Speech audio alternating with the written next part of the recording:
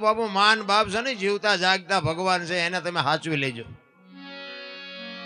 અને મા બાપના બાપુ કાળજા ઠારો ને જિંદગીમાં બાપુ ક્યાંય તમારે સલામ ન મારવી પડે.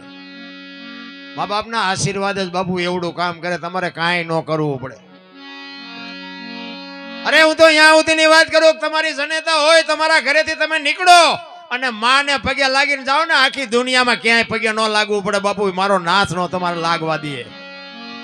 માં તો માં છે. આટલી બધી હાજરીમાં મારી બહેનો બેઠી છે, દીકરીઓ બેઠી ને, એને તો હું ખાસ કહું છું. જ્યાં જઉં ને આ પ્રોગ્રામ, જો કે મારી વાત થોડી કડવી તો છે જ, પણ ન બોલાવો મને કઈ ફેર નથી પડતું.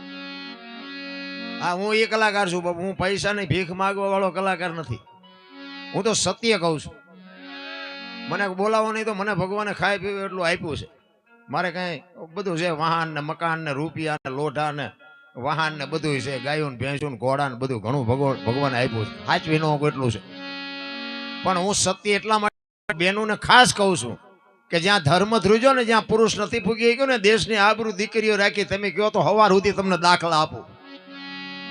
જ્યાં પુરુષ ફૂગી ગયો ત્યાં બાપુ આ દેશની આબરૂ આ દીકરીઓ રાખી છે. એટલા માટે કહું છું, દીકરીઓ છે ને એક શક્તિનો અવતાર છે. એટલા માટે બહેનોને હું ખાસ કહું, તમે ધારો ને તો આજે બાળીને ભસ્મ કરી દો એ તાકાત છે તમારામાં.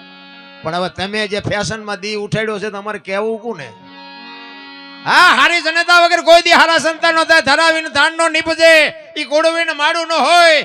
જેલ ચકરા નીપજે, જેની જનેતા હોથલ હોય. હારી જનેતા વગર હારા દીકરા કોઈ દી ન થાય. હું તો એમ કહું કે ઉદરમાં સંતાનનો વિકાસ થતો હોય અને ઉદરમાં બાળક હોય ને બાપુ, હું બહેનોને એટલા માટે કહું છું કે જન્મ થયા પહેલા રામાયણ ને ગીતાના 5-5 પાના વાંચજો ને, જો આભને ટેકો દેવું સંતાન ન થાય તો હું ભજન ગાવાનું બંધ કરી દઉં. ભલા હારા દીકરા એમ નામ ન થાય. હારા દીકરા દે, હારા દીકરા શું અહીંયા ગોદામ છે તો અહીંયાથી હારા દીકરા દઈ દે આપણને? એ તો વાપવું પડે મારા રામ. પુરુષ ત્યાં નથી પૂગી ગયો બાપુ. તમે કયો એટલા દાખલા. રામચંદ્ર પરમાત્માને વનવાસ રામને હતો, માં ભગવતી સીતાને નહોતો. બધાને ખબર છે. સીતાજીને શું કામ જવું પડે? આજની દીકરીઓને બાપુ કેળો પાડીને કીધું છે કે ધણીને નકરું સુખમાં સાથ ન દેવાય, દુઃખમાં સાથ દેવો જોઈએ બાપુ. એને તમને મને કેળો પાડીને કીધું છે. પણ હવે આમાં ક્યાંક ક્યાંક જોઈએ ને તો હારું આપણને એમ થાય કે આમનું ગાડું કેમ હાલતું હોય છે. બેન આમ તાણતા હોય, ભાઈ આમ તાણતા હોય, આપણે એમ થાય કે આમાં પરજા થાય તો પરજાય કેવી થાય? એમાં કઈ હારાવાડ હોય નહીં. માં તો માં છે, મોઢે બોલો માં હાથે નાનપણ સાંભળે મલક બધાની મજા પછી કડવી લાગે કાગડા. બાપુ માના ઋણમાંથી બાપુ તમે કોઈ દી છૂટી શકવાના નથી. તમારો મારો ગુરુ છે ને બાપુ, આપણા સદગુરુ હોય ને, એ સતગુરુ છે ને, એ 7મા ગુરુ છે. આ સંતો પાસે સાંભળેલી વાતો છો પાછું આ મગજમાં ઉતરે એટલું રાખવાનું, બાકીનું ડિલેટ મારી દેવાનું. કોઈ ફોન બોન ન કરતા. હા, તો આ રામવનમાં ગયા હતા એવું બધા કહે છે, એટલે હું કહું છું ભાઈ કે રામવનમાં ગયા ત્યારે કે અહીંયા હું નહોતો. પાછા ઘણા એમ કે તમે આ બધું તમે કીધું કેવી રીતે કીધું? હું છે ને ખોખા વેંકવા માંડ્યા. આ ખાવાનું છે એ ખાવાય દો ને. એ તો ખાઈ ખાઈને દી ઉઠાડ્યો. અત્યારે શિયાળામાં આઈસ્ક્રીમ હોય. બોલો લ્યો, હવે હું શું નથી હાલતું. તમે જુઓ તો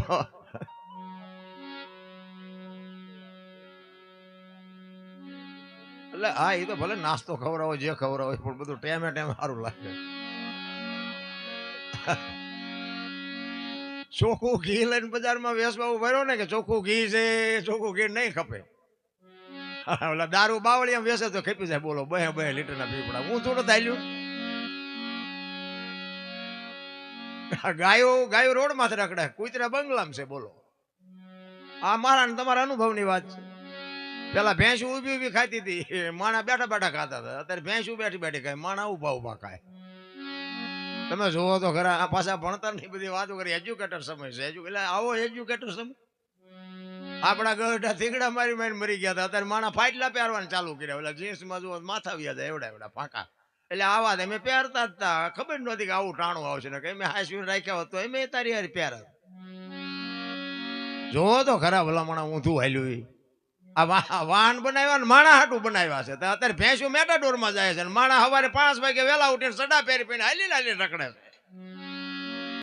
અરે મને તો હું તો એકલો એકલો ક્યારેક વિચાર કરું મારું બધું કેમ આ ચકડું આખું ઊંધું થઈ ગયું કે ખબર નથી પડતી. ક્યારેક અમે આ બાબુ ભજનમાં જાય તો મૂડલેસ થઈ જાય છે કે આમાં અમારે શું કહેવું દુનિયા. આટલું ભણતર નહોતું બાપુ, છતાંય આપણા ગઈઢાની કેટલી કોઠા હુજ હતી પેલા મને. આ તમારો માલધારી સમાજ આમાં છે ને, આ માલધારી જોકે બધા સમાજનો ફાળો તો હશે જ. તે ગામ છે ને મને બધી વાત કરી, ગામની એકતા સારી છે. ખરેખર હું દિલથી સલામ કરું છું કે આવીને આવી એકતા રાખજો, મારો નાથ એકતા રખાવે. કારણ કે બને ત્યાં સુધી ચૂંટણી બૂંટણી ગામમાં ઓછી આવવા દેવી, અને આવે ને તો એ ચૂંટણી ઠેકાણે ચૂંટણી રાખવી, બહુ અહીં ગામમાં નો રોકવી. આ ચૂંટણીએ જઈ ઊભું રહે એવું નથી રહેવા દીધું. હગા ભાઈઓને હામાને ટીકટું આપે એવી ઘો ઘરમાં ગામમાં ભરાવે ને કે વાત જ જવા દો. એટલે એકતા છે ને એકતા રાખજો, કારણ કે ગામ એમાં બધા ડાયા ન હોય અને બધા કપાતરે ન હોય, એ તો નિભાવી લેવાય પછી. એટલે મહાપુરુષોએ બાપુ સંતોએ તમને મને ખૂબ શાન કરી. આપણે 4 વેદ 6 શાસ્ત્ર 18 પુરાણ 108 ઉપનિષદનો નિચોડ છે.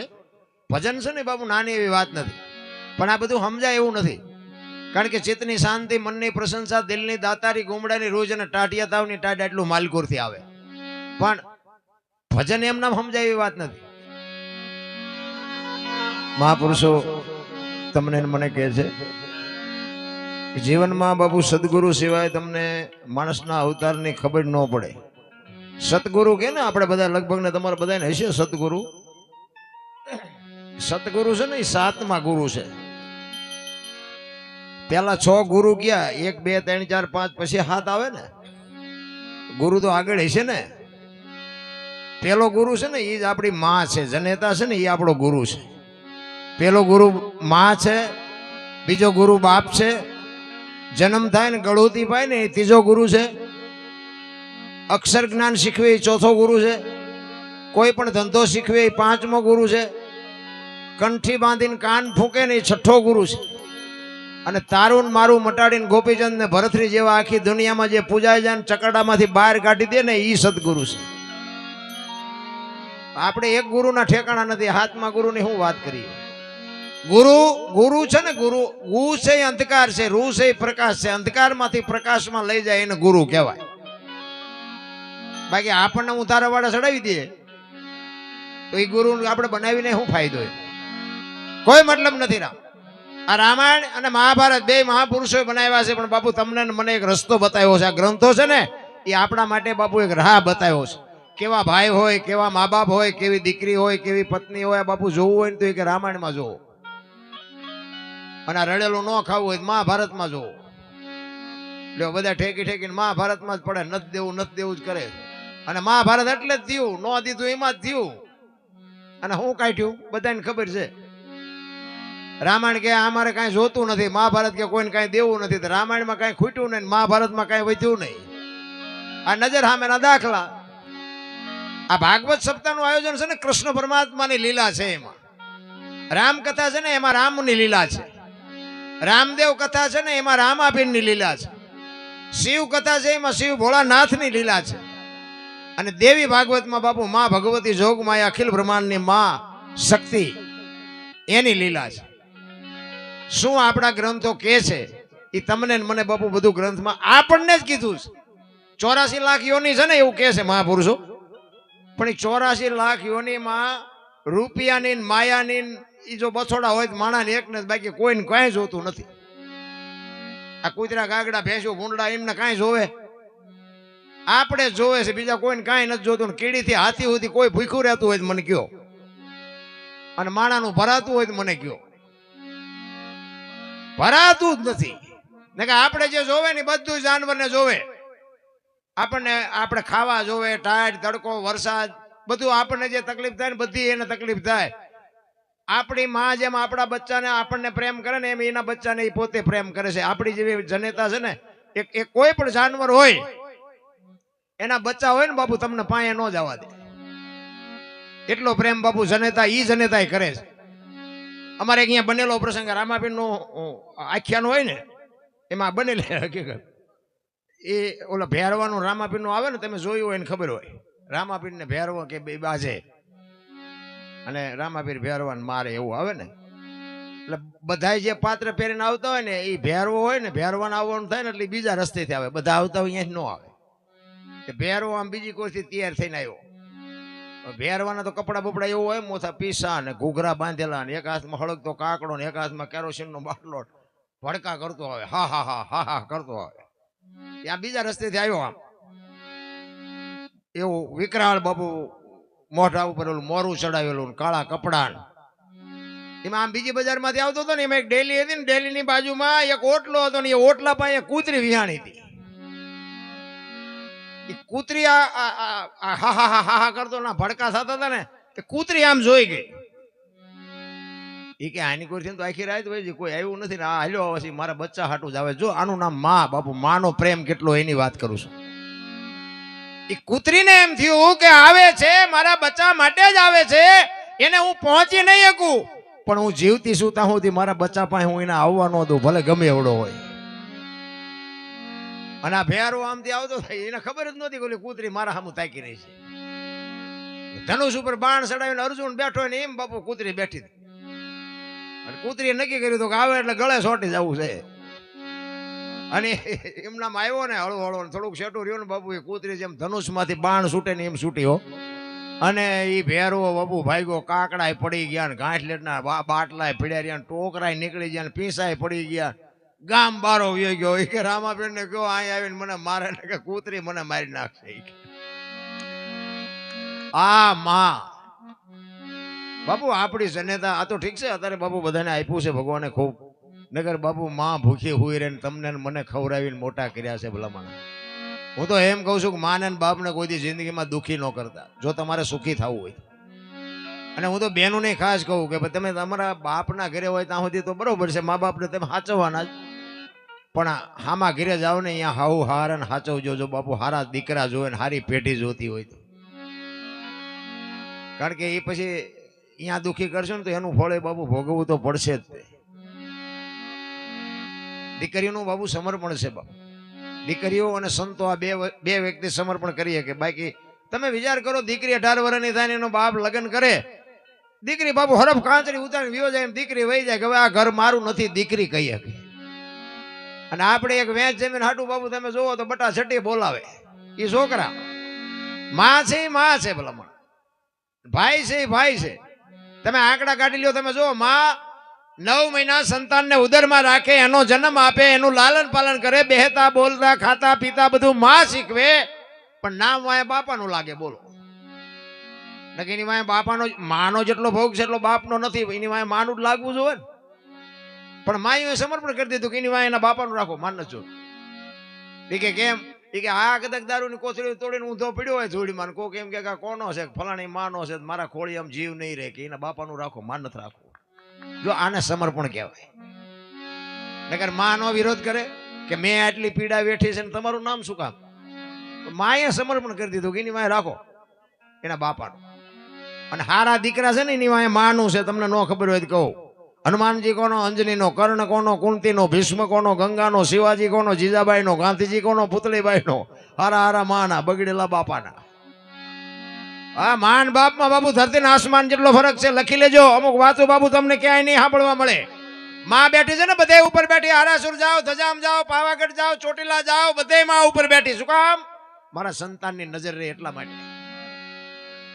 બાપા બધા ભોંયરામ છે, તંબકેશો ને રફાળેશો ને ભોંયરેશો ને રિયારિયા સલમુ દાબે.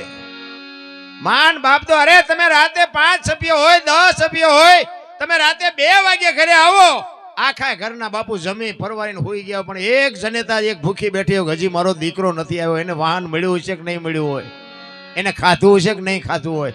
બાપુ એક જો અંતરથી ચિંતા કરતી હોય તો તમારી જનેતા, બાકી તો હગો ભાઈ રાજી નથી તમે સુખી થાવ એમાં. એટલા માટે મારી ભલામણ, હું છે ને આ પ્રોગ્રામ કરું છું ને તો ઠીક છે, દુનિયા મને સાંભળે છે, મને પૈસા આપે છે, મને બોલાવે છે, હું એક દી ઘરે નથી રહેતો, પણ મારી પીડા એક જ છે કે બાપુ મા બાપ અમુક અમુકના જે દુઃખી થાય છે, અમુક અમુક જે વ્યસનમાં બાપુ જે પતન થઈ ગયું છે, એટલા માટે હું તો તમારે વ્યસન હોય તો હું તો હાથ જોડીને કહું, બાકી કોઈ મારે તમને સલાહ દેવાની કોઈ મારી લાયકાત નથી, પણ હું તો હાથ જોડીને કહું છું, શું કામ ને આ બરબાદી કરવી જોઈએ? પૈસા દેવાના, અને તમે કહો દારૂન બારૂન પીતા હોય, હારો માણા તમને બોલાવે, હારો માણસ નો તમને બોલાવે, પીતા હોય તો પીજો, હું કાંઈ બંધ કરવા આવ્યો નથી. કહેવાનો મારો મિનિંગ એ છે કે આમાં એવા કુટુંબ કંઈક બરબાદ થઈ ગયા છે ને તમારે જોવું હોય તો હાલો મારી ભેગા, હું તમને દેખાડું કેટલી જમીન હતી, કેટલા મકાન હતા, અને એ પી પીને મરી ગયા, જમીનું બમીનું વહી ગઈ. હવે એ બાઈઓ અને છોકરા એ અત્યારે છે. હવે અત્યારે તો આખી દુનિયાને ખબર છે કે નકરા બૈરા ઉપર ઘર હાંકતા હશે તો એમની પરિસ્થિતિ કેવી છે. એટલે હું કહું છું કે બાપુ આ બરબાદી કરવી હાથે કરીને ઠીક છે, આપણા ભાગમાં નો આને વહી જાય વસ્તુ આખી જુદી છે, પણ નકરી પાલટીઓ કરવામાં તમે જમીનો વેચી વેચીને પાલટીઓ કરો એ લાંબુ હાલે નહીં. મને તો એમ થાય જીવન મળ્યું છે વાહન મકાન રૂપિયા લોઢા હવામાં ઉડે વગર દોડે વાતું થાય હિલોળા કરે એવું મળ્યું છે. આમાં જીવતા ન આવડે તો આંટો છે એવું નથી લાગતું. તમે જોવો તો કાંઈ ઘટે છે? કોઈએ થીગડા વાળું લુગડું પહેર્યું હોય તો મને કહો તો. અરે જીવવા જેવું આવ્યું છે ભલામણ. શાંતિથી મોજ કરો, કોઈની માથે વજન છે જ નહીં, લઈને ફરે બધા. મેં ખેતર લીધું ને મેં ટ્રેક્ટર લીધું ને મેં ગાડી લીધી ને જા તાર લેતો જાય ને બીજા વાપરશે.